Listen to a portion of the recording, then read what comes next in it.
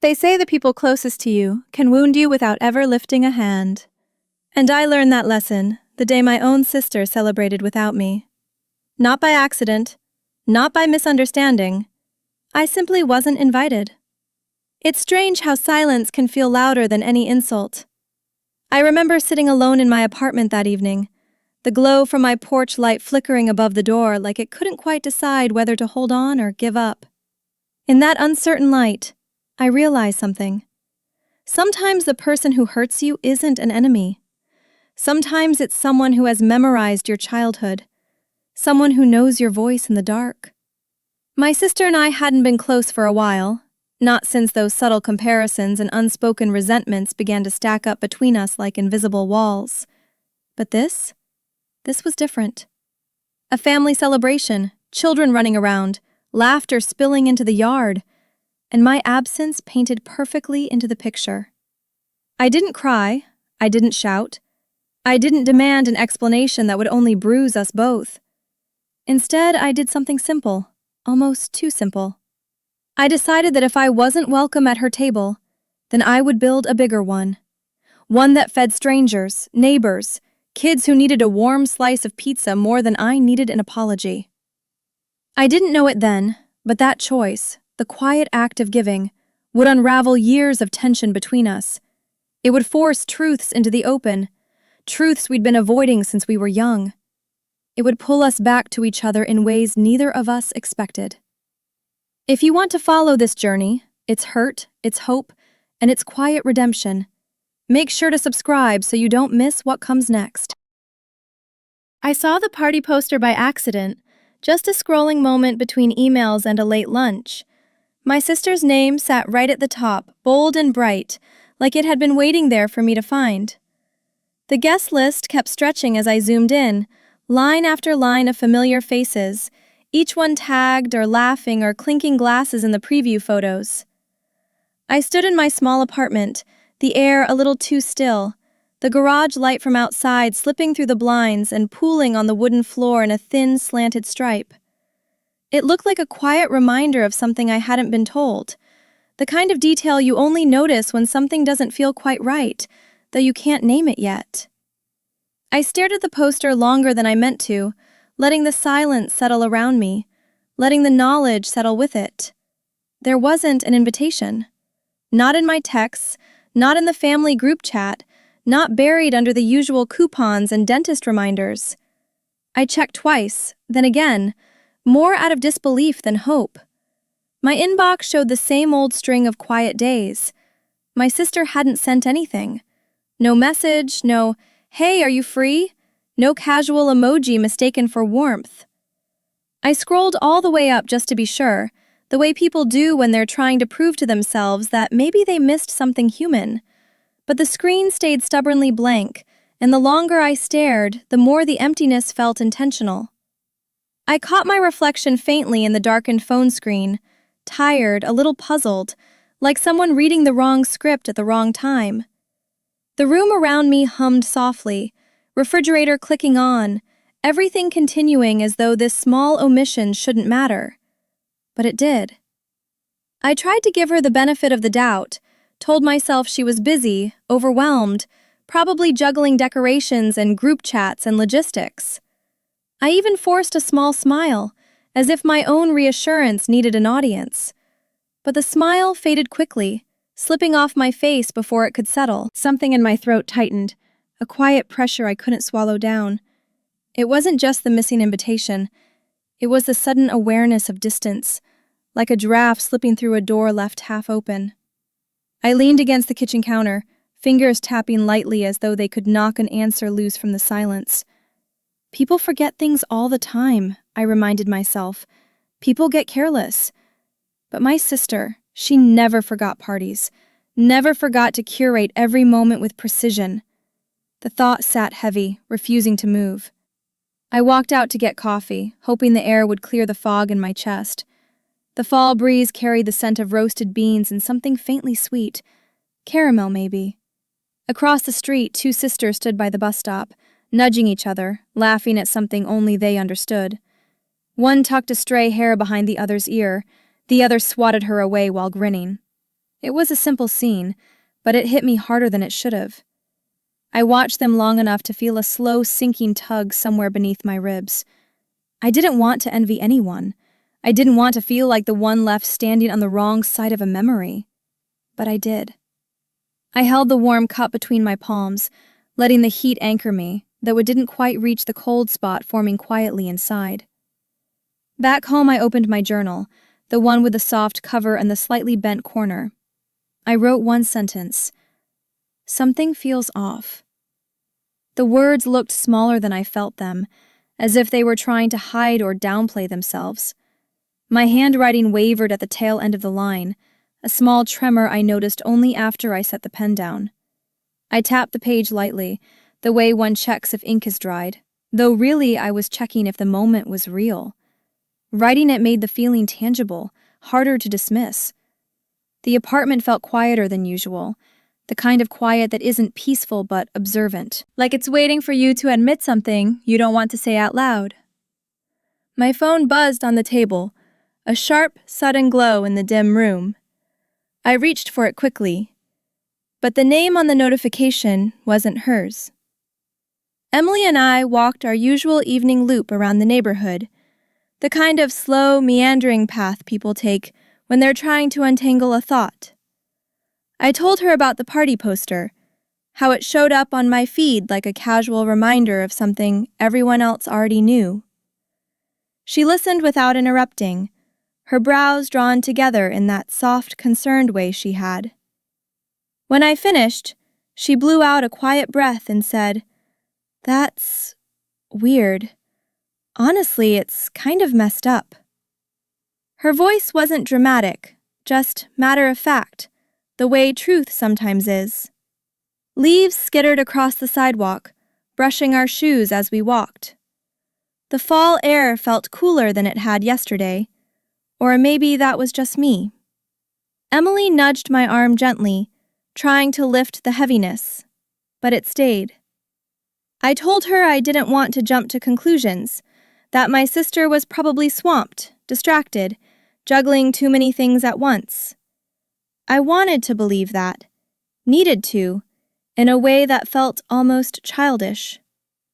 But even as I said the words, my steps slowed, shrinking into the quiet between us. "Maybe she meant to invite me," I added, though my voice lacked conviction. Emily gave me a look, sympathetic but unconvinced. She didn't say anything else, and she didn't have to. The silence between us felt honest, and honesty, I realized, was heavier than doubt. The streetlights flickered on one by one, stretching long shadows across the pavement. I kept walking, but something inside me lagged behind. At work the next morning, while I refilled my coffee at the break room counter, one of my coworkers glanced up and said, "Hey, you're going to that big party this weekend, right?" The question was innocent, tossed out casually while she stirred sugar into her mug. Still, it landed like a small blow. I hesitated just long enough for her to notice. "Yeah," I lied lightly, the words slipping out smoother than the truth would have. The coworker smiled, satisfied, and went back to her conversation as though nothing had happened. I stood there a moment longer than necessary, staring at the swirl of steam rising from my cup. It was strange how easily people assumed closeness that wasn't there, how quickly they filled in gaps with stories of their own making. During lunch, I took my sandwich to the small city park a few blocks from the office. The benches were cold, metal cooled by the shifting weather, but the air was bright and open. Across the walkway, a group of friends sat in a loose circle, sharing inside jokes and passing around a bag of chips. Their laughter rose and fell naturally, unforced, like a rhythm they all understood. I watched without meaning to, half listening to the hum of their conversation. My sandwich tasted bland, or maybe I simply wasn't paying attention to it. A breeze tugged at my hair, carrying the faint smell of cut grass. I felt like someone standing outside a window, watching a scene that used to include me but somehow didn't anymore. By the time I finished eating, the feeling had settled deeper, A slow, steady ache, not loud enough to break me but persistent enough to make its point. I tore off a piece of crust absently, the motion small but telling. It wasn't just the missing invitation, it was the pattern forming around it, like lines connecting themselves when you step back far enough to see them. I hated that it hurt. I hated even more that it made sense. A group of teenagers passed by, arguing about music, their laughter scattering through the wind. I wiped my hands on a napkin, noticing the slight tremor at my fingertips. Some truths announce themselves slowly, like a quiet tide rising while you're distracted. When I returned to the office, sunlight streamed through the tall windows, landing in stark rectangles along the desks. I sat down, opened my laptop, and reached for my phone out of habit. The poster was still on the screen from earlier, a frozen moment of cheerfulness that didn't belong to me. The gold streamers, the glowing lights, the caption filled with exclamation points. It flashed against the reflective surface of my desk, as if insisting on being seen again. I locked the screen, but the image lingered in my mind, bright and loud against a place that felt suddenly muted. That evening, a mutual friend sent me a short video, just a few seconds long, filmed in the kind of shaky, offhand way people record everything now. My sister's voice came through clearly, though she wasn't aware she was being recorded. She laughed lightly and said, "I just don't want anyone bringing the vibe down." She didn't use my name, but she didn't need to. The words were thin, almost casual, but sharp enough that I felt them before I fully processed them. I replayed the clip twice, then again, unsure whether I was trying to understand her tone or hoping it would sound different the next time. It didn't. I sat on the edge of my couch, phone warm in my hand, the room dim around me. The comment sliced through the last of my excuses, leaving a sting I couldn't brush off. I watched the clip a fourth time, slower, noticing the tiny details, the way she twirled her hair as she spoke, the confident tilt of her chin, the quick grin she threw toward the group standing with her. Nothing about her expression suggested hesitation. Nothing suggested regret. The silence that followed in my apartment felt heavier than the words themselves. It was the kind of silence that grows roots, spreading quietly through the mind. I set the phone down but didn't move away from it. The truth had been delivered plainly, without ceremony, and now it just sat there between us, me and the still screen, daring me to look away. I didn't. I let it sit, let it breathe, let it become real. Later, I walked to the small convenience store at the corner, hoping the errand would distract me. The aisles were bright and a little too narrow, packed with snacks and canned soups and things no one really needs but buys anyway. I stood in the middle of the chips aisle, staring blankly at the shelves. My hand reached for a bag of something salty, then stopped, then drifted to another snack before retreating altogether. I couldn't focus long enough to choose anything. The fluorescent lights hummed overhead, steady and indifferent. A couple of kids ran by, arguing about which candy bar was better, their voices bouncing off the tiled floor. I felt like I was standing underwater, present enough to see but too far away to feel connected to anything. On the walk home, the cool air brushed against my cheeks, grounding me a little. For the first time, I let myself acknowledge what I had been resisting. This wasn't forgetfulness. This wasn't an oversight. This was deliberate. A line drawn by someone I loved, someone who once shared a bedroom with me, someone who used to crawl into my bed during thunderstorms. The realization settled into me like a stone dropped into deep water. No splash, no drama, just the quiet, irreversible descent. I kept walking, listening to the soft crunch of fallen leaves beneath my shoes. Somewhere along the block, a porch light flicked on, illuminating a front yard one small patch at a time. Everything around me was calm, but inside, something had shifted for good. The hurt didn't flare. It didn't rush up in heat or anger. Instead, it seeped through me slowly, seeping into the corners I usually keep locked away. It was a muted kind of ache, the kind that lingers rather than burns. I thought of all the little moments we'd shared growing up, the way she once clung to me when she was scared, the way we'd planned birthday parties together when we were barely tall enough to hang streamers. Those memories felt suddenly distant, blurred at the edges. A light drizzle began, soft enough that it barely touched my jacket, but steady enough to feel like a reminder of something unresolved. I kept walking, letting the mist gather quietly on my sleeves. Near the entrance of the store, a small voice tugged me back. A child behind me said, "Can you grab that for me?" I blinked, realizing I'd stopped in front of a shelf without noticing. I reached up, handed the item down, and the child thanked me before running off to their parent. The interaction was brief, ordinary, almost nothing, but it broke the haze around me just enough to make the world sharpen into focus again. I exhaled slowly, feeling the weight in my chest shift a little. The night continued on, unbothered, as though nothing significant had happened. But I knew better. Emily didn't sugarcoat things when we met for a quick dinner at a small fast food place near her apartment. The place smelled faintly of frying oil and something overly sweet, the kind of scent that lingered on your clothes long after you left. We sat in a corner booth, the plastic seats squeaking every time we shifted. I told her about the video again, though I didn't have to. She'd heard it herself. She stirred her drink thoughtfully, watching the ice float in lazy circles. Then she looked up and said, "She didn't want you there. Not accidentally. Not subtly. She meant it." Her tone was gentle, but she didn't look away, didn't soften the truth. The honesty stung, even though I already knew. Sometimes it hurts more when someone else confirms what you've been trying not to believe. I sat there with my hands wrapped around the sweating cup, listening to the drip of melting ice echo softly against the plastic lid. The restaurant around us was bright and loud. Kids sharing fries, a couple arguing quietly in the back, someone's timer beeping in the kitchen.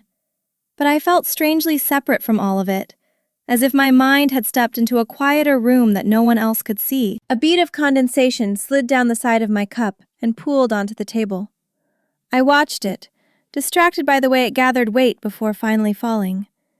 That tiny drop felt oddly symbolic, though I wasn't ready to unpack why. I took a slow sip of my drink, the sweetness almost overwhelming, and tried to steady my breathing. My phone vibrated with a notification from a group chat, one I barely paid attention to anymore. I opened it out of habit.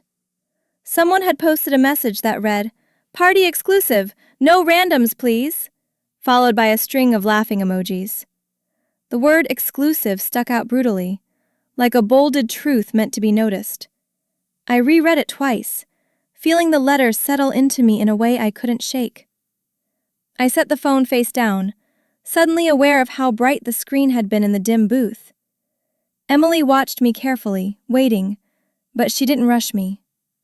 The chatter around us continued, blending into a single hum.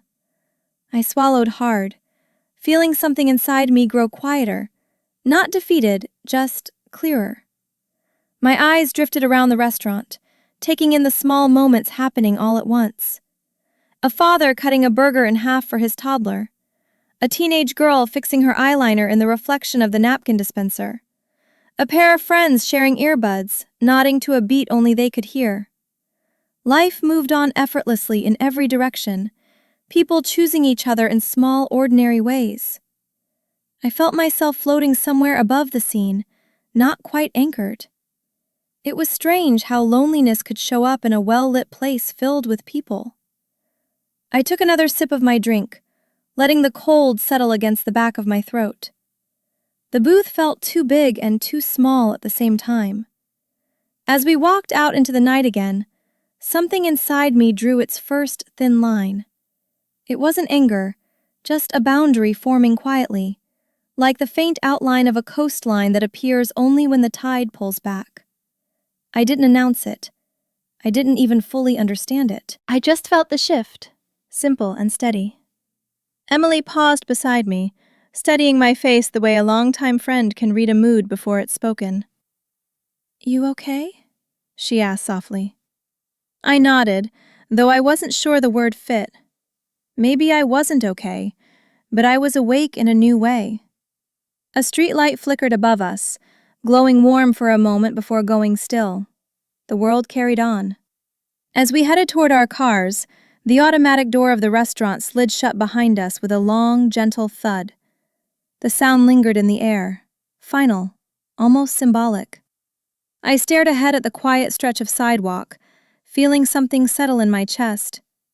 A door had closed, literally and figuratively, and though it hurt, it also clarified something I hadn't been willing to admit. I inhaled the crisp night air, letting it fill me slowly. Emily gave my arm a small squeeze before heading toward her car. I stood there for a moment longer, under the steady glow of the streetlight, letting the night wrap around me. Then I walked on. Over the next few days, I found myself stepping back, not out of defeat, but out of a reluctant kind of maturity. I stopped trying to rationalize her choices, stopped spinning possibilities in my head to soften the blow. Instead, I simply observed. I watched from a distance the way someone watches a storm they can't stop but can prepare for. There was a dull ache to it, a quiet acceptance that didn't feel weak so much as sober.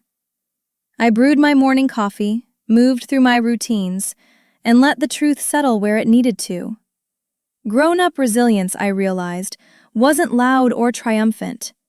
Sometimes it was just learning to stop reaching for explanations that were never going to come. Every time I opened social media, her party updates were waiting. Photo after photo of decorations being assembled, rehearsed candid shots of centerpieces, boomerangs of her laughing with friends. She looked carefree, glowing, completely at ease in a world that didn't seem to have space for me. Watching her smile so widely while I hovered on the outside felt oddly surreal, like I was witnessing a version of her I didn't fully recognize. I tried to remind myself that people curate happiness, that perfect squares rarely tell the whole story, but the thought offered little comfort. My thumb paused longer than usual over each post, lingering not out of jealousy but out of bewilderment. One late afternoon, I took a long walk around the neighborhood as the sun dipped behind the rooftops.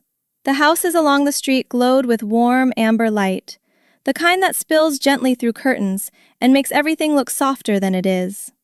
I passed by windows filled with silhouettes, families setting dinner tables, couples sharing a quiet meal, someone playing an old guitar on their porch.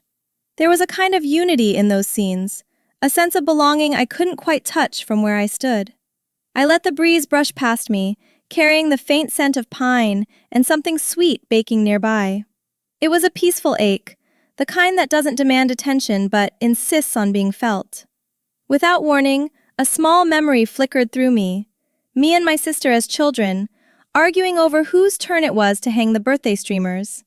We were too short to reach the ceiling, so we'd stack books on a chair, wobbling dangerously while laughing at our own audacity. She always wanted the brightest colored ones, the ones that sparkled. I'd let her take them even when I wanted them too, mostly because her excitement was contagious. The memory felt soft, almost tender, and for a moment it made everything now feel even more distant. Time has a way of folding moments together, showing you how far you've drifted without realizing when the drifting began. That night, I opened my journal again. My handwriting slanted slightly as I wrote, "Sometimes the people we trust are the ones who leave the deepest marks." The ink smudged near the end, though I wasn't sure if it was from my fingers or something more emotional than that. I didn't elaborate, didn't try to dissect the feeling. The single sentence was enough, clear, simple, honest. I closed the journal and rested my hand on the cover for a moment, grounding myself in the familiar texture. Writing had always been my way of anchoring truth when everything else felt shaky. Tonight was no different. Outside, a bicycle clattered past on the pavement, its bell ringing once, bright, abrupt, and oddly cheerful. The sound cut through my thoughts, giving the evening a small point of focus. I looked toward the window, watching the shadows shift on the wall as the rider disappeared down the street. Life moved, even when my heart felt stalled. I sat quietly, breathing in the stillness of my apartment, letting the noise fade. There was no resolution yet, no clarity, but there was a strange steadiness in acknowledging where I stood. I wasn't ready to confront her, not yet, but I was finally done pretending nothing was happening. I got home earlier than usual the next evening, the sky still holding onto a faint wash of blue before slipping into dusk. My dog greeted me with his usual enthusiasm, tail wagging wildly as if I'd been gone for days. I clipped on his leash and took him for a slow walk around the block. The air carried that familiar scent of damp wood and early fall, the kind that settles into your lungs and feels oddly grounding. The neighborhood was quiet, a few porch lights already glowing, a few living rooms flickering with TV light. I breathed in deeply, feeling the day finally ease out of my shoulders. For the first time in a while, the simplicity of the moment felt like something I could hold on to. As we rounded the corner back toward my building, the porch light above my door flickered once, quick, almost playful. I paused, looking up at it, unsure why the small motion tugged at something inside me. Maybe it was the way the light blinked, as if acknowledging a thought I hadn't said out loud. My dog sat patiently at my feet, his breath puffing into small clouds. The quiet settled gently around us. I reached for the railing, feeling the cool metal under my fingers. There was no grand revelation, no sudden clarity, just a tiny moment of stillness, the kind that hints at something shifting even if you can't name it yet. Inside, I filled my dog's bowl and hung my keys on the little hook by the door. The apartment felt oddly calm, like it was waiting for me to sit with whatever I'd been trying to outrun. I sank into the couch, letting the silence expand. It didn't feel empty, not tonight. It felt like space I needed, space I hadn't allowed myself. I glanced toward the window, where the last streak of light from outside brushed faintly against the curtains. I wasn't done hurting, not by a long shot, but something in my chest felt less tangled. Pain and clarity can coexist, I realized. Sometimes they have to. Later, when I stepped out again to clear my head, I bought a small vanilla ice cream from the corner vendor. The cold hit my tongue instantly, melting faster than I expected, dripping onto my fingers before I could catch it. The vendor looked at me with a half smile, the kind that says he's seen hundreds of people end their days this way. I wandered down the sidewalk, eating slowly while the street lights buzzed overhead. The sweetness was simple, uncomplicated, something my heart didn't have to think twice about. I let it soften the edges of the day. The vendor had asked me, "Rough day?" in a tone that was light, almost teasing. I'd answered with a small smile of my own, saying, "Just a little." It wasn't the full truth, but it wasn't a lie either. Maybe that was enough, acknowledging the heaviness without dragging it into every corner of my life. The night air wrapped around me like a cool blanket. A couple walked past, sharing a quiet conversation, their laughter dissolving softly into the street. Life around me felt gentle, even if my heart didn't yet match its pace. A dried leaf tumbled along the pavement, spinning lazily before landing near my shoe. I watched it settle, its edges curled inward like it had surrendered to whatever breeze carried it here. It was such a small thing, yet it anchored me for a moment. I took another breath, steady, slow, and kept walking. The night didn't offer answers, but it didn't demand any either. And maybe, for now, that was enough. The next morning, while I was making toast, my phone buzzed with another message from that same mutual friend, the one who'd sent the earlier video. This time, it wasn't a clip. It was a photo taken behind the scenes, clearly not meant for public eyes. My sister stood in the middle of a half-decorated yard, pointing towards someone out of frame. The caption written across the image said, "Just make sure my sister doesn't show up. She'll ruin the vibe." The words weren't vague or symbolic. They were deliberate, unmistakable. I stared at them long enough for the toast to burn slightly behind me. Something in my chest went cold, as if a window had been opened during winter. Even after I locked my phone, the sentence stayed burned into my mind, bright and cutting. There was no room left for second chances or kinder interpretations. Every lingering doubt I'd been clutching slipped right through my fingers. This wasn't a misunderstanding or a moment of thoughtlessness. It was a choice, clear, planned, intentional. I stood at my kitchen counter, the morning light spilling across the tile floor, feeling as though someone had quietly rearranged the map of my world without telling me. I'd been clinging to the idea that I'd misheard, misread, misinterpreted. But the truth was bolder than my denial. It arrived without apology, without hesitation. I let out a slow breath, letting the reality settle exactly where it wanted to land, even if it landed somewhere painful. I moved to the window, bracing my palms on the cool glass as the late morning sun stretched long shadows across the street. The neighborhood buzzed with its usual rhythm, kids waiting for the school bus, someone jogging with headphones on, a neighbor hosing down their driveway. Everything looked deceptively normal, but inside, I felt like a name had been erased from a guest list I hadn't even known existed. It was a strange sensation, standing in a fully lit kitchen while feeling like a shadow. The sunlight pressed against my shoulders, warm and indifferent. I wasn't angry, not exactly. It was something sharper but quieter. The realization of being intentionally uninvited from a part of her life I once had a place in. A message from my mom arrived a few minutes later. "Don't take it to heart." Her words were soft but inadequate, like a small blanket that couldn't cover the whole of what I was feeling. I loved her, but her attempts to smooth things over always felt rushed, as if discomfort should be tidied away quickly before anyone else noticed. I held the phone loosely, staring at her message until the screen dimmed. The kitchen around me hummed. The refrigerator clicked. The kettle cooled. The burnt toast smell lingered stubbornly. None of it helped. I felt like I was standing on the edge of something I hadn't chosen. I poured myself a glass of water, the stream running steady and clear, and took a few slow sips. I made a decision, not to confront my sister, not to plead for an explanation, and not to pretend I hadn't seen the truth laid out so plainly. But I also refused to stay silent inside myself. I wouldn't keep swallowing things whole just to avoid making waves. Boundaries could be quiet. They could be drawn without shouting. I let that thought sit with me, simple and solid.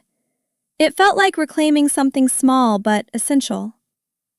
The refrigerator's motor kicked on, humming low, filling the apartment with its quiet mechanical heartbeat. The sudden stillness that followed made the room feel strangely larger, as though it were waiting for my next move.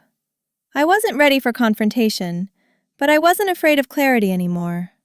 I rinsed my glass, set it gently in the sink, and let the silence stretch without trying to fill it. Sometimes the truth doesn't explode. Sometimes it just settles and stays. I spent that evening at a small cafe tucked between a laundromat and a florist, a place I visited often when I needed to breathe without thinking too loudly. The windows fogged from the warmth inside, blurring the headlights that passed by on the street. I sat near the corner, nursing a cup of tea that had long since lost its heat. People came and went, students with backpacks, a couple sharing a pastry, a man tapping on his laptop with focused intensity. I watched them all the way someone watches rain streak down a window, detached but attentive. Outside, the city hummed with its usual dusk rhythm. Inside, I felt strangely hollow, like I'd stepped out of my own life and landed somewhere unfamiliar. The world kept moving, but I felt paused. My phone buzzed again, with the same bright poster, reposted by another one of her friends. The colors were loud, full of confetti graphics, flashy fonts, and smiling faces. This time, I didn't feel the sharp sting I had before. What I felt instead was distance. Clean, quiet, almost freeing. I stared at the image until it blurred slightly, as if my focus couldn't cling to it anymore. I set the phone face down on the table. The cafe's soft lighting reflected against the laminate surface, creating a warm glow that contrasted the cold knot inside my chest. I didn't feel angry. I didn't feel numb. I felt separate, in a way that made room for something else to emerge. A group of volunteers walked past the window just then, wearing bright t-shirts and carrying boxes of meals. They laughed with the easy camaraderie of people who had grown used to doing good together. Their presence shifted something in me, small and subtle. I followed them with my eyes as they crossed the street, handing food to a couple sitting on a bus bench. One volunteer knelt to talk to a man wrapped in a thin blanket, her face soft with genuine attention. Watching them stirred an ache that wasn't about my sister anymore. It was about connection. The kind that doesn't require invitations, conditions, or curated appearances. Something warm nudged at me, gentle but persistent. A thought surfaced, quiet but unmistakable. Kindness didn't need a stage, or approval, or even acknowledgement.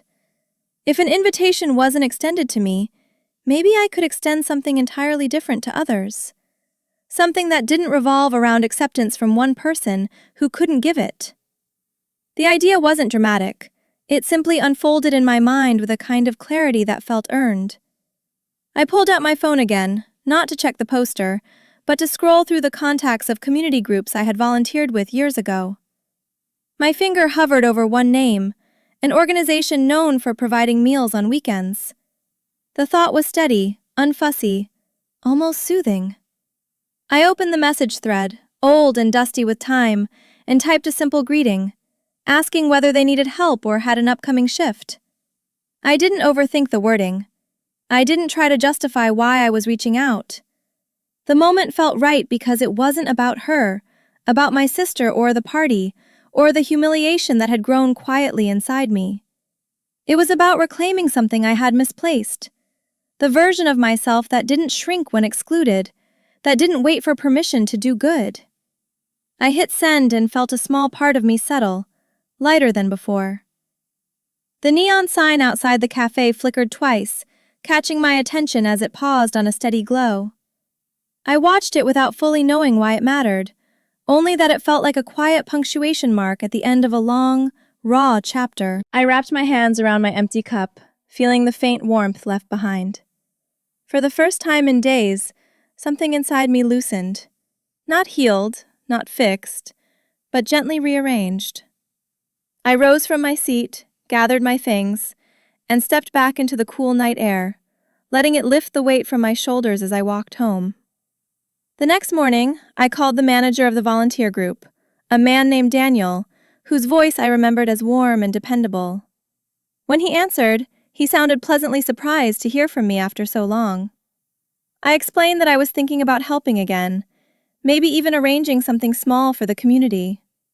He laughed softly, the kind of laugh that carries gratitude rather than amusement, and said, "You're in luck. We actually have one food truck open on the exact day you asked about." I pressed the phone closer to my ear, almost certain I'd misheard. But he repeated it, sounding genuinely delighted. I felt something lift inside me, a small but real breath of relief. Life rarely lined up so neatly, but today it did. When I asked about the cost, bracing myself for an amount that might push the idea out of reach, Daniel said, "It's free for community use, sponsored this month. You wouldn't pay a dime." I blinked at my kitchen wall, stunned by the simplicity of it. Free. No strings attached. The words felt like sunlight breaking through a clouded window. I thanked him with more emotion than I intended, and he responded with a cheerful, "We're just glad to have you back." After we hung up, I sat at the edge of my bed for a moment, phone still warm in my hand. My chest loosened in a way it hadn't in days. Sometimes the universe isn't cruel. It simply waits for you to step in the right direction. I pulled out a notebook and began writing down the details: time, location, what the truck would need, how many volunteers might join. My handwriting looked steadier than I expected, almost purposeful. There was no trembling line at the end of the sentence this time, no hesitation, just clarity. It felt strange to be planning something so generous while still carrying the weight of my sister's exclusion. But maybe that contradiction was exactly what I needed, a reminder that hurt and kindness can coexist without erasing each other. I closed the notebook gently, feeling a sense of order return to the parts of my mind that had been tangled and restless. Later that evening, Emily came over with 2 takeout pizzas, declaring she didn't trust me to feed myself during emotional confusion. We sat cross-legged on the living room floor, slices balanced on paper plates, the dog curled between us hoping for crumbs. I told her about the food truck, the timing, the unexpected generosity of it all. She stopped chewing, stared at me for a long second, then said, "You're doing something really beautiful." I shrugged, trying to play it off, but her words warmed something inside me, a subtle glow beneath the bruised parts of my heart. We kept talking until the pizza was gone, and the room felt softer somehow. I didn't explain why I wanted to do it. I didn't mention my sister or the party, or the quiet ache that had been following me like a shadow. Emily didn't ask.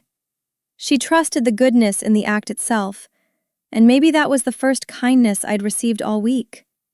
We watched a light rain begin tapping against the window, steadily, calmly, filling the silence between us without crowding it. I leaned back on my hands, letting the rhythm wash over me.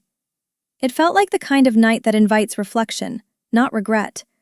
The kind where your breath comes a little easier. By the time Emily left, the rain had softened into a whisper on the roof. I stood near the doorway for a moment, listening to it settle into the quiet of the night. There was no dramatic shift, no sweeping transformation, just a gentle recognition that something inside me was aligning again. I turned off the lights, one by one, letting the apartment dim into stillness. The steady beat of the rain filled the space like a calm assurance.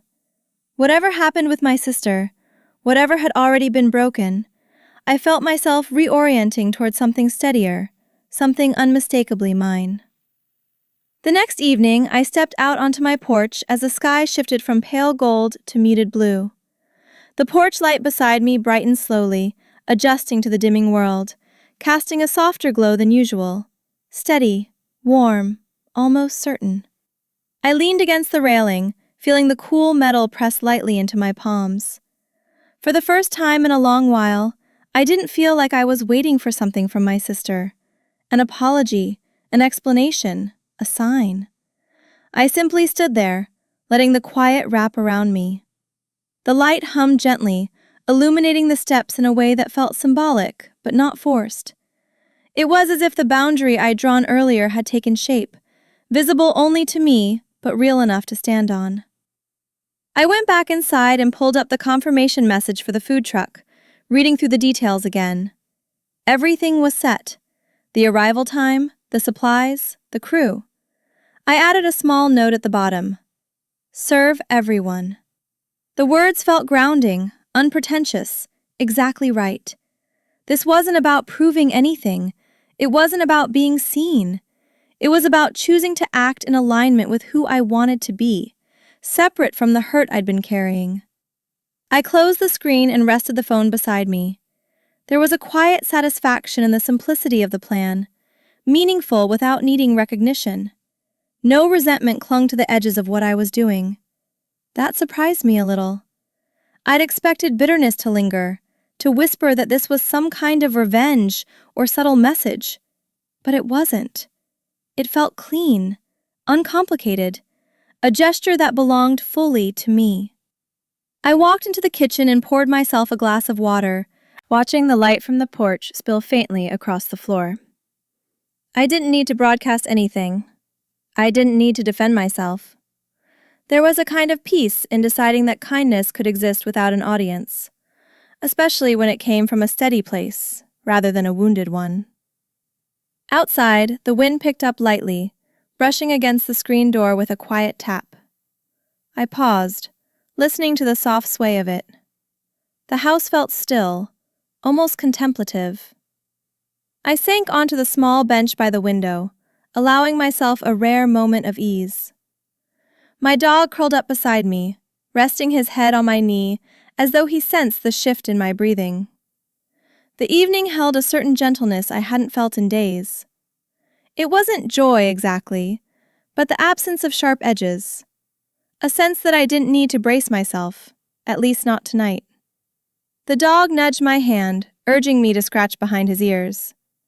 His simple affection was grounding, in a way that made me exhale without realizing I'd been holding my breath. He didn't care about parties or exclusions, or the flicker of old wounds reopening. To him, I was just home, just here. That uncomplicated loyalty softened something in me. It reminded me that not all connections were conditional.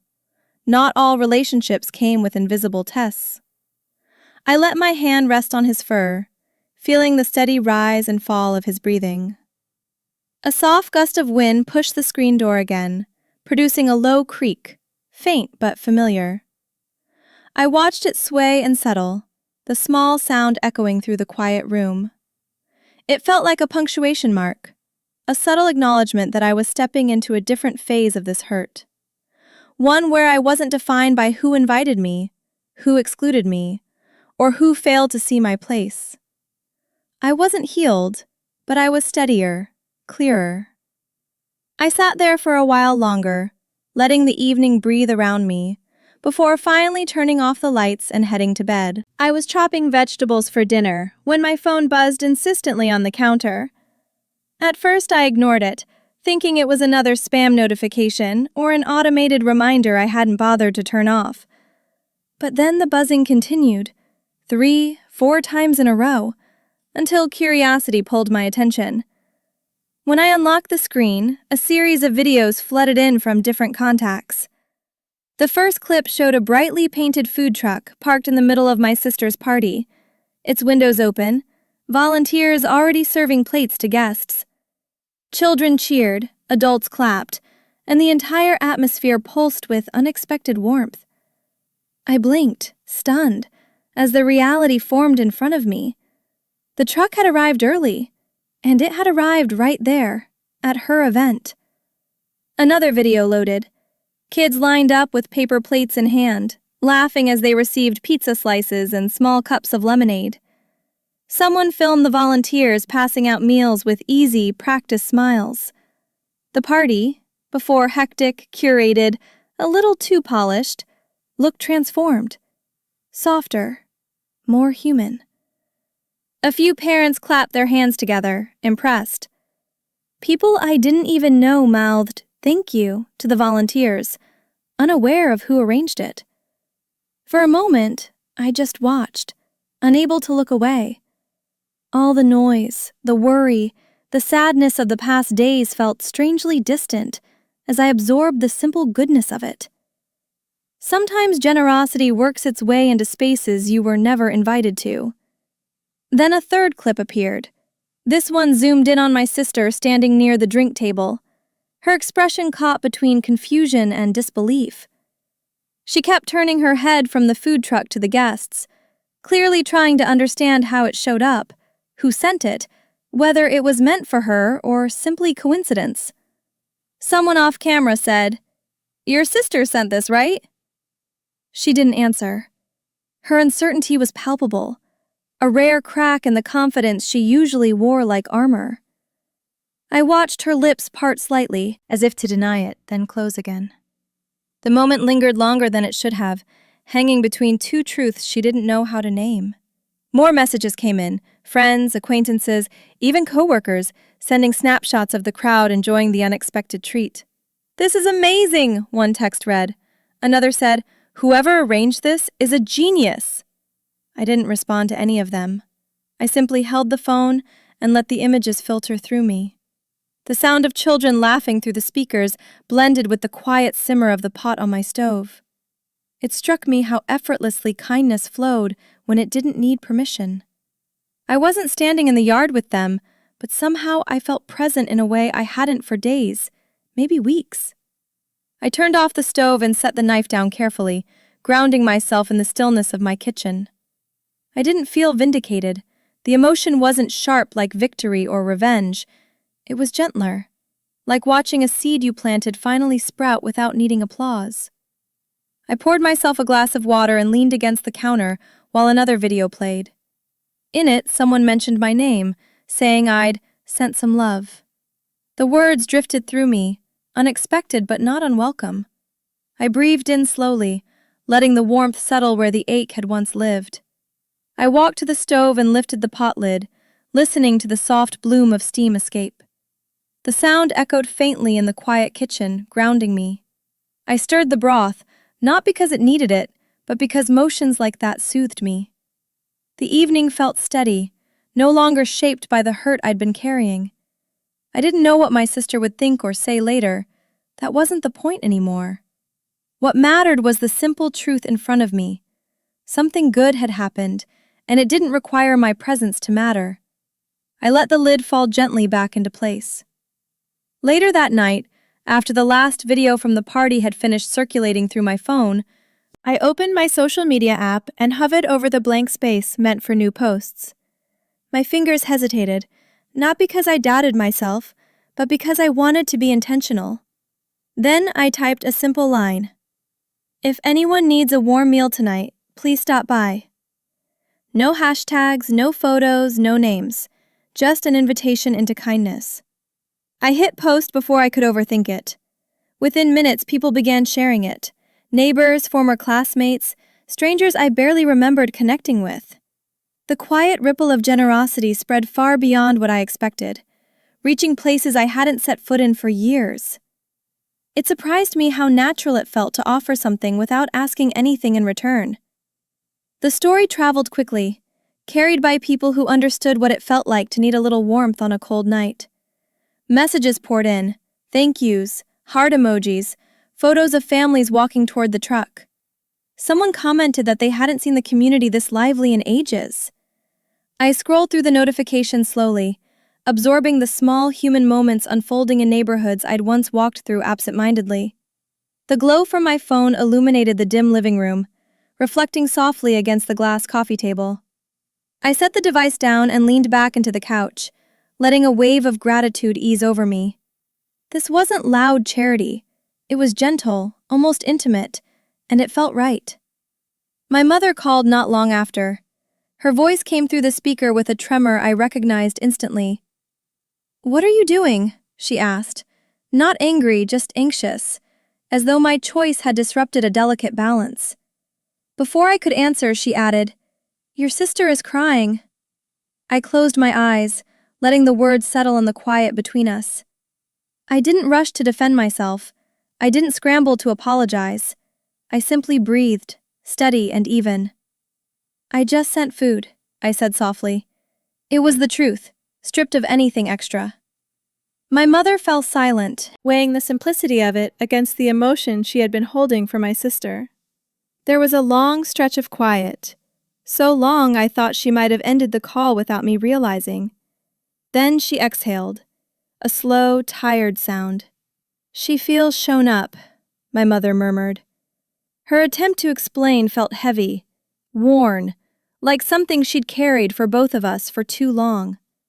I rested my head against the couch cushion, feeling no anger toward her.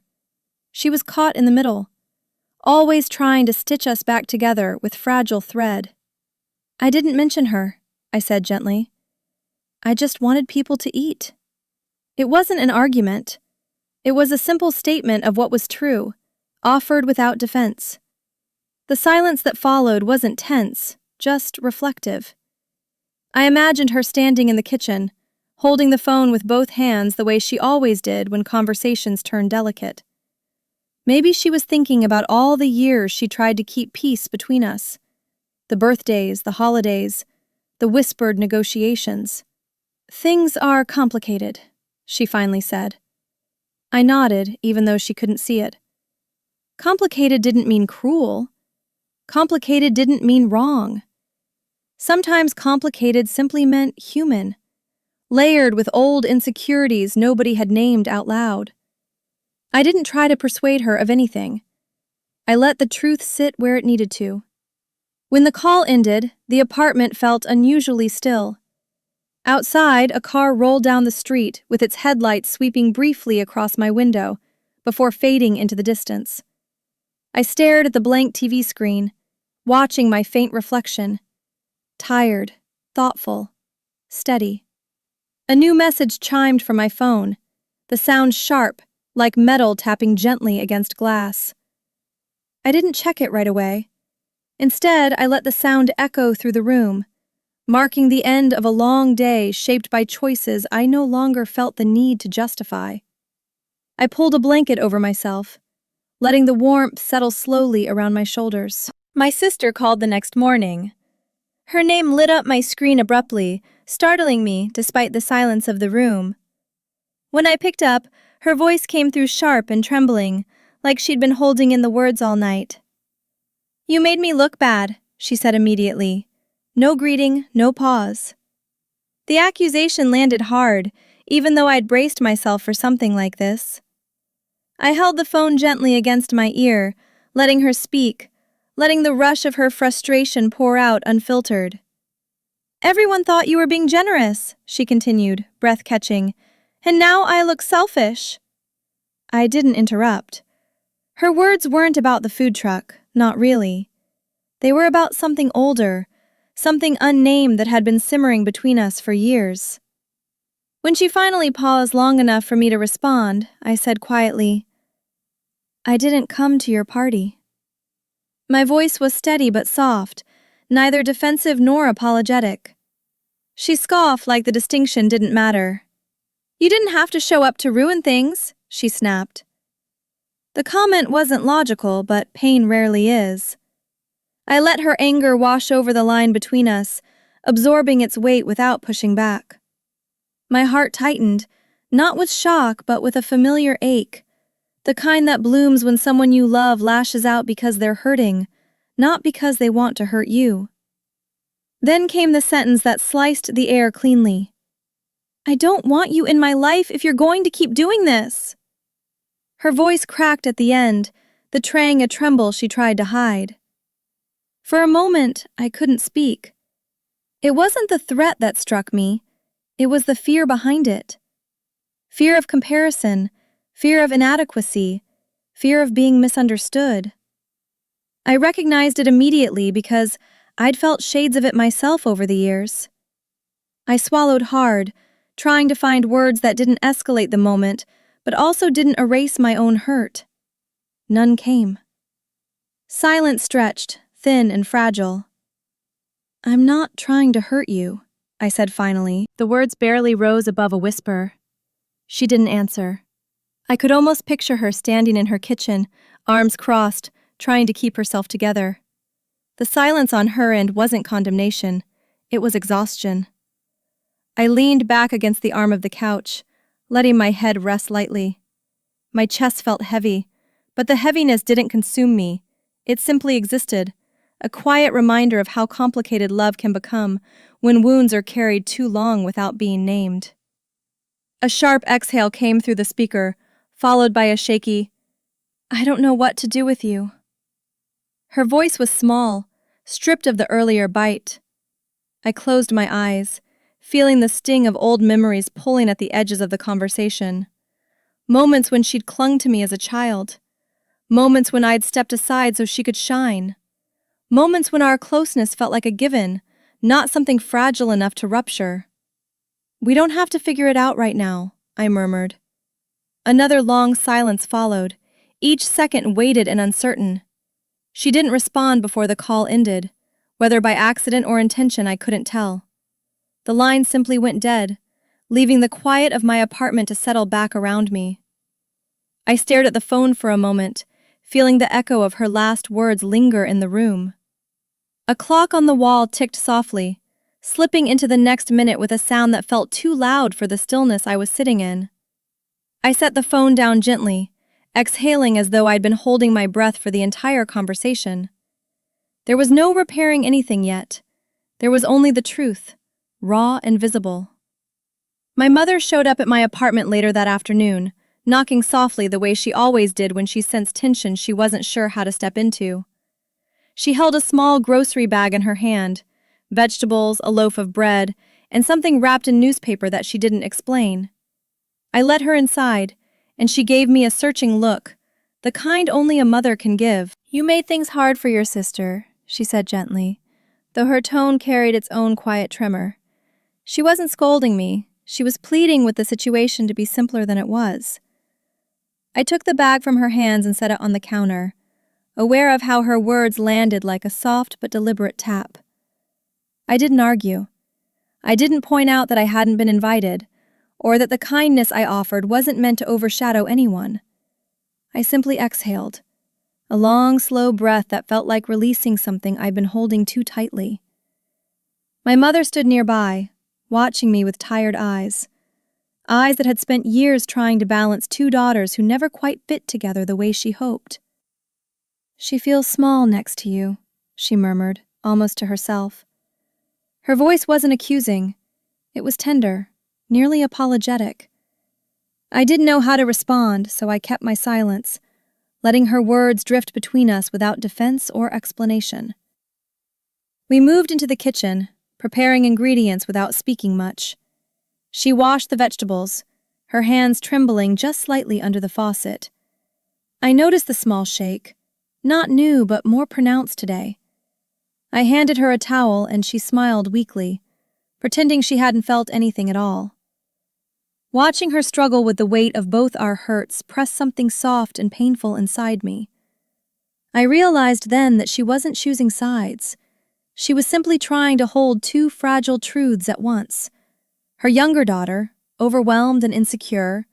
Her older daughter, hurting but composed. It wasn't easy for her. Maybe it never had been. As we worked, the clink of dishes and the rush of running water filled the space between us. My mother folded herbs with deliberate care, her shoulders slightly hunched as though she were bracing against an invisible gust. I knew that posture well. It was the stance she took whenever conflict seeped too close to home. I wanted to tell her she didn't need to carry all of this, that some of the weight belonged to me. But the words stayed lodged in my throat. Instead, I wiped the counter clean and sat beside her, letting the quiet settle without rushing to soften it. A moment later, she placed her hand over mine, light, almost hesitant. "I just don't want either of you to hurt," she whispered. The simplicity of the sentence made my chest tighten. I could see how the years had worn into her face, how worry had carved small lines along her jaw and forehead. I squeezed her hand gently, offering comfort instead of explanation. Sometimes love means letting someone be wrong without correcting them. Sometimes it means letting them hold on to hope a little longer, even when the situation feels jagged. The pot on the stove began to boil, water bubbling up until a single droplet spilled over the edge and slid down the metal side. My mother reached for the spoon, stirring slowly as though steadying herself. I watched the way her hand steadied with the rhythm, the tremor easing as she focused on something tangible. The kitchen filled with warmth, steam softening the tension in the air. For a moment, we weren't navigating conflict or hurt feelings. We were simply two people cooking together, like we had so many evenings before. The world outside our small kitchen could wait. The next morning, I stepped outside with a new light bulb in hand, determined to fix the porch light that had been flickering for weeks. It wasn't urgent, but something about tending to the small, neglected corners of my life felt necessary now. I unscrewed the old bulb carefully, its glass cool beneath my fingers, and replaced it with the new one.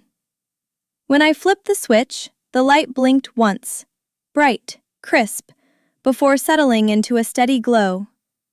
I stood there for a moment, letting the warm wash of it fall over the porch. It felt like the universe giving a quiet nod, acknowledging this small act of care, this simple reclaiming of space. Afterward, I swept the porch, gathering the dry leaves that had been piling near the steps. The repetitive motion was grounding, almost meditative. I straightened the small mat near the door and lined up the pair of shoes I usually slipped on for evening walks. Nothing about the task was significant on its own, but together they formed a sense of order I hadn't realized I'd been craving. My breath slowed as the space took shape. Clean, intentional, mine. For the first time in days, I felt the faint hum of control humming beneath the surface. Inside, I paused by the window, watching the morning light stretch across the floorboards. I felt a clarity that hadn't been there before. Not peace exactly, but a steadiness. As I moved through the apartment, I picked up small things that had been left out of place, clearing surfaces, folding blankets, wiping down the table.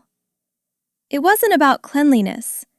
It was about claiming a life I hadn't fully inhabited lately. I felt myself return to my own body in subtle ways, grounding each step, each breath. Sometimes healing comes in the shape of small routines rather than grand revelations. Later in the afternoon, as the sun dipped lower, Emily invited me to walk by the lake. We bought ice cream from a familiar vendor, the same one who'd handed me a cone a few nights earlier. The vanilla softened quickly in the warm air, melting down the side before I could catch it with a napkin. Emily laughed, teasing me lightly, and for the first time in a while, I laughed with her, without anything catching in my throat. We found a bench near the water and sat in comfortable silence. The lake shimmered with brief glints of sunlight, small ripples shifting the reflections in gentle waves. The wind picked up across the surface of the lake, sending a low roll of waves toward the shore. They lapped gently against the wooden planks of the small dock, creating a soft, rhythmic sound. I watched Emily brush ice cream from her fingers and nudge her shoulder lightly against mine. There was no pressure to talk, no need to dissect anything. Her presence was enough. Some connections didn't ask for explanations. They simply held you steady when the ground felt uneven. In that quiet space, under the fading light, I felt that ease take root again. A final ripple of water moved toward us, tapping lightly against the dock with a gentle, persistent rhythm. I stared at the shifting surface, letting the sound settle in my mind. The day had been simple, almost ordinary, yet something meaningful had settled beneath its quietness. I felt the weight of the past weeks soften, not vanish, but lose its grip. Emily stood first, brushing crumbs from her jeans, and I followed, taking one last look at the calm water before we headed back. The path home felt steadier beneath my feet. A few days passed before I finally reached out to my sister. The tension between us had stretched thin, and letting it linger felt like leaving a wound open. I suggested meeting at a small cafe neither of us frequented, neutral ground, quiet, unassuming.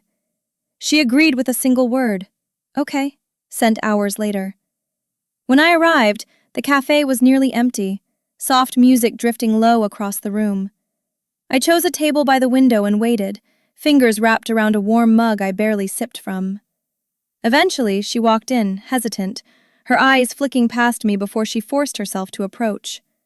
She slipped into the chair opposite mine, adjusting her coat with twitchy hands. She didn't look directly at me. She apologized for being late, her voice thin and uneven. I nodded, offering a gentle smile to ease the awkwardness, though the space between us felt dense with unspoken things. Her eyes remained fixed on the table, tracing the wood grain with a kind of restless concentration. I watched her shoulders rise and fall in small, tense movements. "I'm not here to argue," I said softly. My words seemed to make her shoulders lift even higher before they loosened, bit by bit. She finally glanced up, her expression guarded. It was strange seeing her like this, defensive, jittery, smaller somehow in the morning light filtering through the window. "I didn't do anything to hurt you," I continued gently. The truth wasn't sharp or confrontational. It simply existed in the space between us.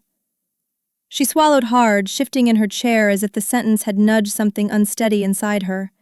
Her lips parted, then pressed shut again. The cafe around us hummed with quiet activity. A barista steaming milk, a couple whispering near the counter, someone typing on a laptop in the corner. Life went on around our fragile conversation, steady and unobtrusive.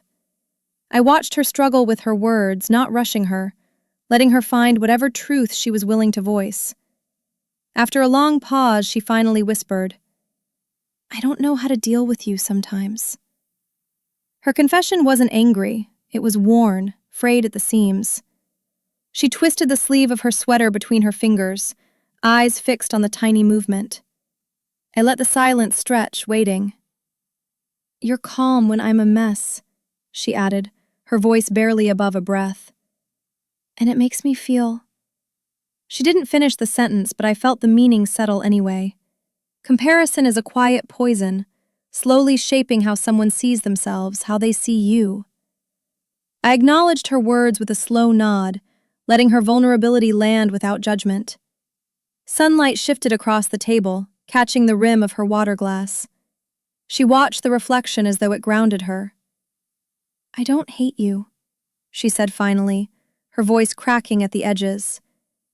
I panic. I think people will look at you and then look at me and wonder why I'm not more like you."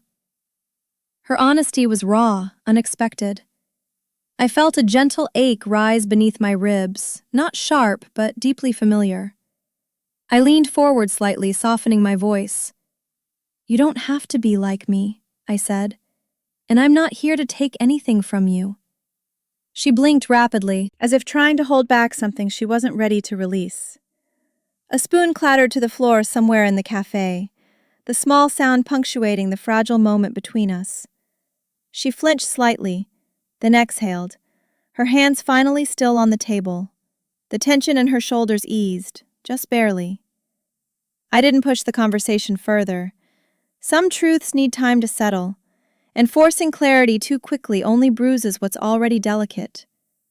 We sat there quietly for a few more minutes, the morning light softening around us. It wasn't resolution yet, but it was something like the beginning of one. It happened almost unexpectedly. One moment we were sitting in a silence that felt delicate but survivable, and the next my sister's voice cracked through it. "I'm scared people will compare us," she blurted, eyes fixed on her hands as though the words had escaped before she could reel them back. Her confession hung in the air like something fragile, something easily bruised. I felt my breath catch, not from shock, but from the weight behind her honesty. She kept her hands clasped tightly, the knuckles pale.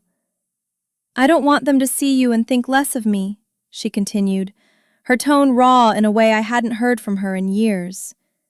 It was a truth she'd been carrying quietly for far too long. For a moment, I didn't speak. The softness of her admission settled inside me with a slow, aching clarity. All the tension, all the distance, all the sharp edges of the past few weeks suddenly aligned into something that made sense. Not justified, just understandable. She lifted her head slightly, eyes rimmed with defensiveness and vulnerability all at once. I could see the younger version of her there, the child who once clung to me in uncertainty, the girl who wanted to be seen without feeling overshadowed. She swallowed hard, bracing herself for whatever I might say, as though preparing for judgment. "I never wanted to outshine you," I said quietly. The truth flowed from a place deeper than reassurance. "I didn't realize you felt that way." My sister's jaw tightened, like she wasn't sure whether to accept the comfort or recoil from it. "People always talk about you," she whispered. "How put together you are. How calm. How capable." The last word trembled as it left her mouth. She wasn't accusing me, she was naming her own fear. I let her words settle on the table between us, feeling their weight without trying to lighten them immediately. Some confessions deserve a moment of silence. "You could have told me," I finally said, softer now, almost wishing I could reach across the space between us without startling her. "You could have said any of this." She shook her head, a small, jerky motion. "I didn't want to sound insecure," she muttered. "I didn't want you to see how much I struggle." Her voice cracked again, but this time she didn't hide it. The sunlight through the window cast a faint glow over her features, highlighting the exhaustion etched into her expression. She wasn't angry anymore, just tired. Tired of pretending. Tired of competing with someone who never thought of her as competition. I leaned forward slightly, letting my elbows rest on the table. "You don't have to compete with me," I said. "You never did." She blinked, her eyes glossy.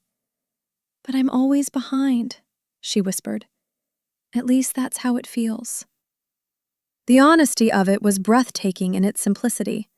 No theatrics, no dramatics, just the quiet truth of a younger sister who'd never learned how to stand beside me without comparing herself. My chest tightened, not with guilt, but with a deep, steady ache for the years we'd lost to misunderstanding. "You're not behind," I murmured. "You're just you, and that's enough." A soft gust of air moved through the cafe as someone opened the door behind us, lifting the corner of the curtain near our table. The fabric swelled gently before settling again, matching the slow exhale my sister released. She wiped beneath her eye quickly, almost embarrassed by the emotion. I didn't comment. I didn't push.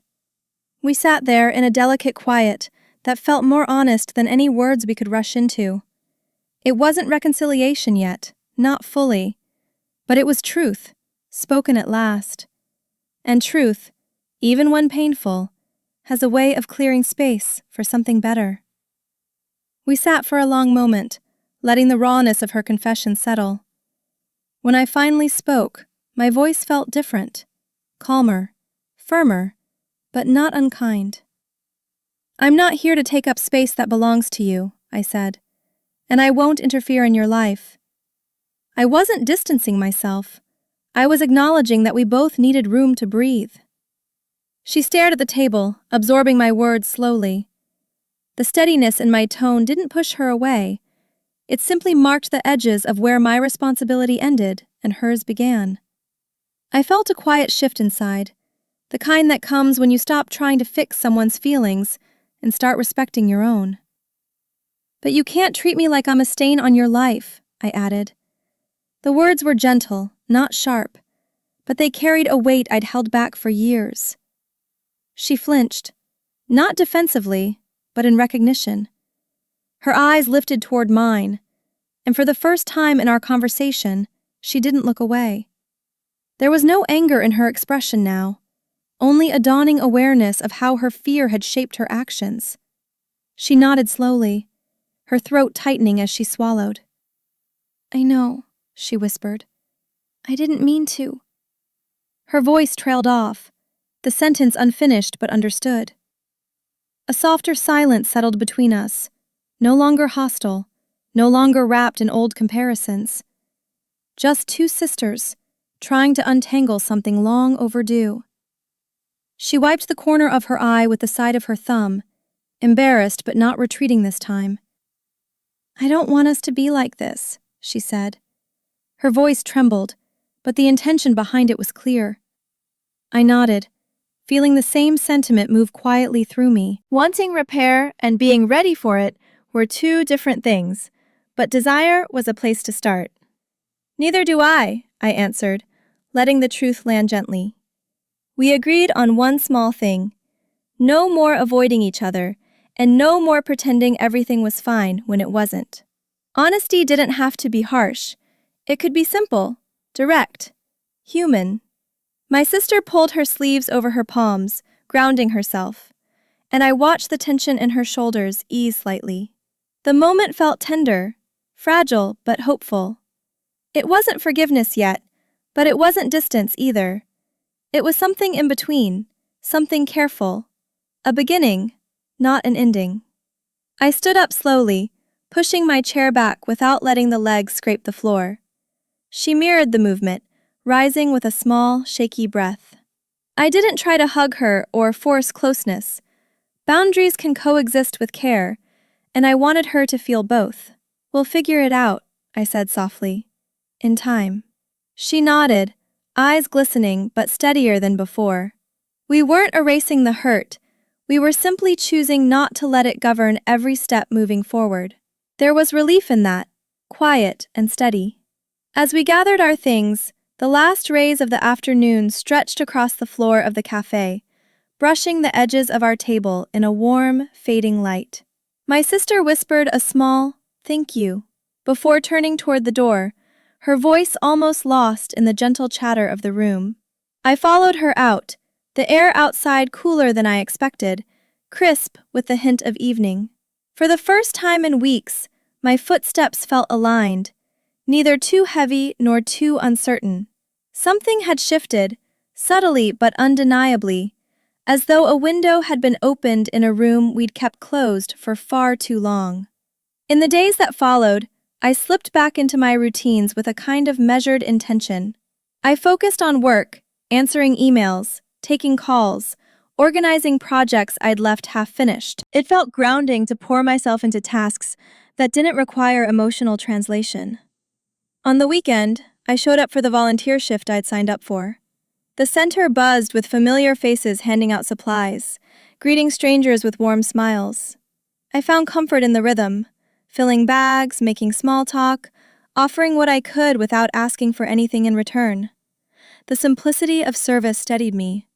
Every box lifted, every meal handed over, felt like reclaiming pieces of myself I had neglected while carrying old wounds. Outside of volunteering, my days took on a quieter pattern. I cooked more, chopped vegetables with deliberate care, letting the sound of the knife hitting the cutting board soothe the leftover tension from recent weeks. I went to bed earlier, read in the evenings, and let stillness settle into places where conflict used to live. Life didn't feel dramatic or triumphant. It felt level, like the ground beneath me had stopped trembling. Some mornings I woke up surprised by how calm my chest felt, as though someone had gently smoothed the wrinkle I didn't know had been there. Every morning, I took my dog for a walk through the neighborhood, nodding to the same few early risers who always waved first. The retired couple on the corner, the teenager waiting for the bus, the man who jogged with a coffee cup in hand as though defying physics. Those small exchanges reminded me that connection didn't have to be complicated. A simple greeting, a shared smile, a familiar face. Those were threads worth holding on to. My dog trotted happily at my side, unaware of anything except the joy of movement and the promise of breakfast. His uncomplicated presence taught me something about letting the world be simple when it could. Now and then, thoughts of my sister surfaced, softly, not like a bruise being pressed but like a memory drifting in uninvited. I didn't push them away. I let them come, let them pass. The hurt wasn't gone, but it no longer tightened around me like a fist. It existed without taking over, like a distant ache that reminded me of what we were rebuilding, slowly and imperfectly. Healing, I realized, didn't require forgetting. It required reframing, choosing not to center the pain in every recollection. I learned how to enjoy dinner alone without feeling like something was missing. I plated my meals with care, lit a candle occasionally, and let the quiet become a companion rather than a void. Some evenings, I played soft music while I ate, letting melodies drift through the apartment in gentle waves. The solitude wasn't lonely, it was restorative. In that calm, I rediscovered parts of myself I dimmed for the sake of maintaining peace with others. I felt a small sense of pride in reclaiming that space. One afternoon, as I walked home from the grocery store, the wind rustled to the tall line of trees along the sidewalk. Their branches swayed softly, whispering against one another in a sound that felt almost like a blessing. The light filtered through the leaves in shifting patterns, dancing across the pavement in a way that made me slow my steps. I inhaled the crisp air and let the moment settle deep in my chest. Life didn't feel fixed, but it felt aligned. Steady, balanced, quietly hopeful. And that was enough. One morning, just as I was pouring coffee into my mug, my phone buzzed with a new message from my sister. It was short, almost startlingly so. I was wrong that day. I stared at the words, letting them settle, unsure whether to respond immediately or give myself a moment to feel their weight. There was no defensive tone, no explanation buried inside the sentence. It was simple, direct. My chest tightened, not from hurt, but from the fragile sincerity woven into the admission. Apologies from her had always been rare, arriving only after time had softened her edges. This one felt different. It felt intentional. I set the mug down and leaned against the counter, reading the message again. A part of me wanted to dissect it, question its timing, wonder what prompted it. But another part, the quieter, steadier part, didn't want to complicate something that was finally offered without resistance. After a minute, I typed back, "I accept, thank you." No embellishment, no rehashing the past, just acknowledgement. My thumb hovered before I pressed send, and when I did, something in my chest loosened. Not everything needed to be revisited for healing to take place. Sometimes a few honest words were enough to open a new door. I turned back to my now cooling coffee, feeling a shift, not dramatic but unmistakable. It was like a tight knot that had been loosened without me noticing the work it took. The message didn't erase anything. It didn't rewrite the hurt or the confusion, but it softened the edges. It made room for something gentler. As I stood there, sunlight filtered through the blinds in a narrow beam, warming the back of my hand. The smallness of the gesture, this moment of everyday light, matched the smallness of the message, both subtle, both meaningful. Later, on my way to the grocery store, I found myself thinking about her, not with heaviness, but with a cautious kind of hope. Not expectation, not forgiveness rushed too soon, just openness. The air outside was cool, the sky a muted gray that hinted at either rain or clearing, I couldn't tell which. I walked slowly, letting the breeze brush against my face. Healing rarely announces itself with fanfare. More often it moves quietly, shifting things 1 inch at a time. Today felt like one of those inches, small, barely perceptible but real. When I returned home, I placed the groceries on the counter and paused for a moment before unpacking. Her message lingered in my mind, not echoing painfully as her words once did, but resting softly between my thoughts. I wasn't planning what would come next. I wasn't imagining reconciliation or pretending everything had fallen back into its place. I simply let the small moment stand as it was, an offering, a signal that the distance between us didn't have to remain fixed. I breathed in deeply, letting the calm of the apartment fill me again. Outside the window, a break in the clouds allowed a sliver of sunlight to fall across the street, brightening the muted tones of the day. It was a thin line of light, nothing grand, but enough to shift the atmosphere. I stood there, watching it cut gently through the gray. Some relationships heal like that, slowly, quietly, in thin strands of light that appear without warning. I didn't know where we were headed next, but for now, the small brightness was enough. I let it rest on my skin a moment longer, before turning back to the kitchen. A few days passed before my sister reached out again. This time, it wasn't an apology or an explanation, just a picture of a dish she'd overcooked, edges too brown, center still soft. "How do I fix this?" she asked. The question was simple, almost mundane, but it carried more weight than either of us said aloud. I looked at the photo, at the little imperfections she was willing to show me. It felt like an offering, a quiet nudge toward normalcy. I typed back a few suggestions: lower heat, shorter time, a bit more attention near the end. Her reply came quickly. "Thanks, I'll try again." No tension, no hesitation, just the beginning of something softer. She sent another message the next afternoon, a photo of her second attempt. This one looked better, browned just right. "Is this okay?" she asked. I could almost hear the uncertainty tucked into the question, the small desire to be seen without being judged. I told her it looked good and added one more tip. She responded with a small emoji, a shy one she hadn't used since we were younger. The exchange wasn't dramatic, but it filled a quiet corner of my heart I hadn't realized was still empty. Sometimes healing isn't a conversation.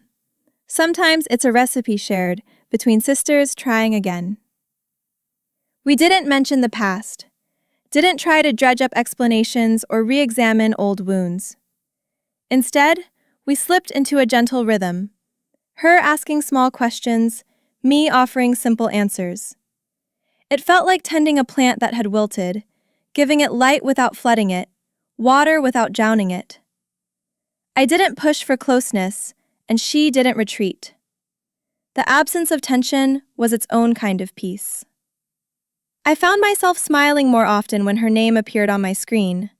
Not with relief, but with something warmer, something that felt like the quiet return of trust.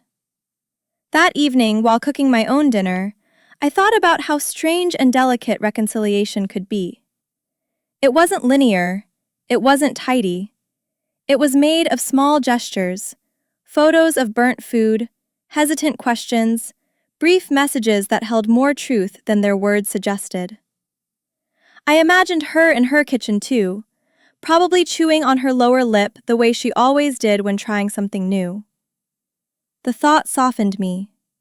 I realized I didn't need grand gestures or emotional declarations. I just needed these small signs that she was trying, in her own imperfect way. Later, I went outside to toss something in the recycling bin and pause on the porch steps. The night was mild, a light breeze weaving through the trees. I sat down for a moment, feeling the wood warm beneath me. The neighborhood was quiet. No cars, no voices, just the occasional rustle of leaves. I let myself breathe in that quiet, letting the day settle. I thought about my sister again, about how far we'd come in only a few days, and how far we still had to go. The distance between us wasn't gone, but it no longer felt insurmountable. A soft chime from the wind bells hanging near my door stirred the air, a delicate sound that felt almost like a nod from the evening itself. I closed my eyes for a moment, letting the gentle rhythm ease whatever tension remained. I didn't know what the coming weeks would bring. I didn't know if deeper conversations would follow, or if we would hover in this quiet, delicate space a while longer. But I knew this much. The ordinary exchange of a recipe had become a bridge, small, steady, unforced. And sometimes, that's exactly how sisters find their way back. My sister called on a Saturday morning, her voice softer than I'd heard it in years. She didn't ask for advice this time. She simply said she was nearby and asked if she could stop in. I hesitated, but not out of fear. I hesitated because I wanted to let the question sit, to choose with intention rather than habit. Finally, I said yes. A few minutes later, she stood on my porch, hands tucked into her jacket pockets, shoulders slightly hunched. She glanced at the light above the door, the one I'd fixed, and gave a small, almost shy smile. I opened the door wider, stepping back to let her in. She walked through the entryway slowly, as if reacquainting herself with a space she hadn't realized she missed. My dog wandered over to her, tail wagging, and she knelt to greet him, grateful for the easy distraction. Once she stood, we moved toward the kitchen without discussing it, as though the routine had never frayed. I poured tea for both of us and slid one mug across the counter. She wrapped her hands around it, rounding herself. "I wanted to say things properly," she began, eyes low. Her voice carried the weight of someone finally ready to speak without defending, without deflecting. "I'm sorry," she said, fully this time, not tucked into a text message, not softened by distance. "I was unkind. I was jealous, and I blamed you for things that weren't yours to carry." She lifted her gaze just long enough for me to see the vulnerability sitting open in her expression. I felt something inside me loosen, not in triumph but in relief. I nodded once, gently. "Thank you," I said. It wasn't forgiveness rushed or forced. It was acknowledgement, truth meeting truth. We stood there a moment longer, letting her words settle into the warm, tea-scented air. I told her I cared about her, quietly, without dramatics. I told her I wanted us to find a better way to exist beside each other, one that didn't leave either of us shrinking or overreaching. She nodded, a faint trembling in her breath. "I want that too," she said. There was no promise of perfection, no fantasy of erasing everything that had come before, but there was willingness. And willingness, I'd learned, is the most honest beginning. We talked about small things after that. Her job, my volunteer shifts, a recipe she wanted to try again. The ordinary parts of life wove themselves gently into the room. When she stood to leave, she lingered at the doorway, one hand resting on the frame. "Thank you for not giving up on me," she said, barely above a whisper. I didn't respond with a speech or an embrace. I simply gave a steady smile and said, "We're learning." She seemed to understand the depth inside those two words. She stepped out onto the porch, pulling her jacket tighter as a thin breeze brushed through. The afternoon light settled around us, soft and forgiving. She walked down the steps slowly, turning once to give a small wave before heading to her car. I watched her pull away, the street quiet and bright in the gentle sunlight.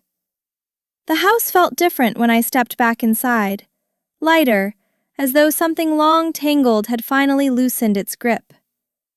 I stood near the window for a while, breathing in the stillness, letting the moment take its full shape. Nothing had been magically fixed, but something real had shifted, something honest had begun. I turned off the kettle, straightened the mug she'd left on the counter, and allowed myself a soft, steady breath. Peace doesn't always arrive loudly. Sometimes it just enters the room and takes a seat. In the days after my sister left my porch, something inside me finally settled.